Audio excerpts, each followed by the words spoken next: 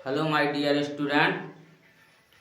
सामाजिक विज्ञान भूगोल का अध्याय 2 चल रहा था, जो कि वन एवं वन्यजीव संसाधन, और उसका अगला वाला टॉपिक है वनों का वर्गीकरण।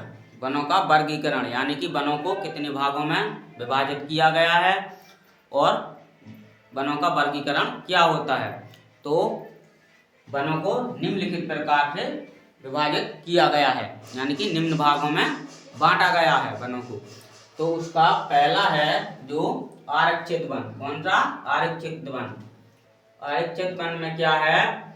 देश में आधे से अधिक वन क्षेत्र आरक्षित वन घोषित किए गए हैं। जो अपना देश है उस पूरे देश में आधे से अधिक वन काय में पहुंच गए? आरक्षित वन में। आरक्षित वन को घोषित किया गया है आधे से अधिक वन के लिए।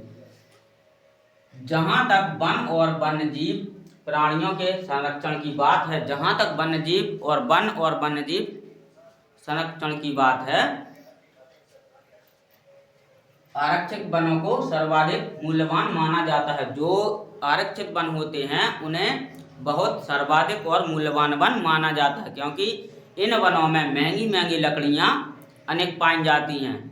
जैसे सागौन की लकड़ी है, शीशम है, चंदन है। इस प्रकार से निम्नलिखित प्रकार के जो वन हैं, तो आरक्षित वाले वन हैं, इनमें महंगी महंगी लकड़ियां पाई जाती हैं, इसीलिए इन्हें आरक्षित वन कहा जाता है और आरक्षित वन में रखे गए हैं। जैसे ये वन, इस प्रकार के वन कहाँ कहाँ होते हैं लिखते हैं। जैसे जम्मू कश्मीर, आंध्र प्रदेश, उत्तराखंड, केरल, तमिलनाडु, पश्चिम बंगाल और महाराष्ट्र। इन देशों में ये आरक्षित वन हैं जो ज़्यादा से ज़्यादा पाए जाते हैं, और इस प्रकार से आरक्षित वन को घोषित किया गया है। ठीक है, इसका अगला वाला स्टेप है वो पढ़ते हैं। अगला वाला स्टेप है आरक्षित वन। क्या है? आरक्षित वन। आरक्षित वन क्या होते हैं? वन विभाग के अनुसार देश के कुल वन क्षेत्र का 1/3, जो वन विभाग के अनुसार देश के कुल 1/3, 1/3 का मतलब तीसरा वाला हिस्सा, 1/3 भाग रक्षित है। कितना है रक्षित वन? कितना है? सिर्फ 1/3। इन वनों को और अधिक नष्ट होने से बचाने के लिए इनकी सुरक्षा की जाती है। जो जिस प्रकार से पहले वन नष्ट होते थे, अब उस प्रकार से वन नष्ट नहीं होते हैं, क्योंकि सरकार ने वनों की सुरक्षा करना शुरू कर दिया है।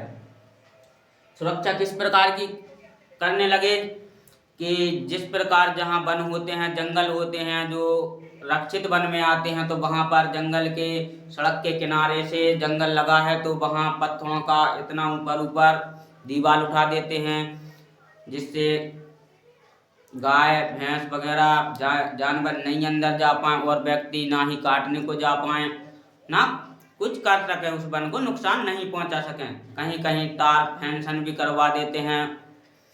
इस प्रकार से ऐसे वन रक्षित वन कहलाते हैं। जैसे बिहार, पंजाब, हरियाणा, उड़ीसा, हिमाचल प्रदेश एवं राजस्थान, इन राज्यों में इस प्रकार के वन रक्षित वन ज्यादातर हैं। ठीक है, अब पढ़ते हैं इसका अगला अवर्गीकृत वन।